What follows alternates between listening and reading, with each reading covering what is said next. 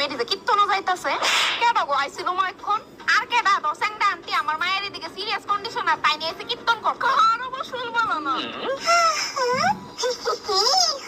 আর তো আমি ঘন্টা খানেক আগে দেখছিলাম আপনার আপনার ফ্রিজেতে ভালো স্প্রাইট খেতেছিল নাইস অ্যাক্টিং বনু